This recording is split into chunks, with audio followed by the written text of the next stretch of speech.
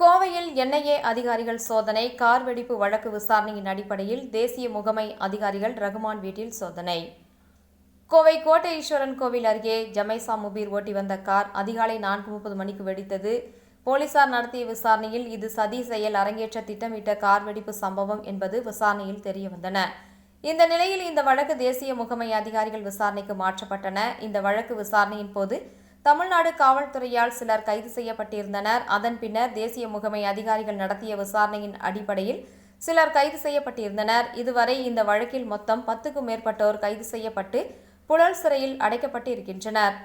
இந்த வழக்கின் விசாரணையை தொடர்ந்து நடத்தி வரும் என்ஐஏ அதிகாரிகள் அவ்வப்போது சோதனையில் ஈடுபட்டு வருகின்ற நிலையில் இன்று கோவை அல் அமீன் காலனி பகுதியை சார்ந்த ரகுமான் என்பவர் வீட்டில் சோதனையில் ஈடுபட்டிருக்கின்றனர். ரகுமான் ஏசி மெக்கானிக்காக வேலை செய்து வருகின்றார். இவரது வீட்டில் என்ஐஏ அதிகாரிகள் காலை முதலே சோதனையில் ஈடுபட்டு வருகின்றனர். ரகுமான் வீடு மட்டுமின்றி கோவை மாவட்டம் முழுவதும் 12 இடங்களில் அதிகாலை முதலே அதிகாரிகள் சோதனையில் ஈடுபட்டு இருக்கின்றனர்.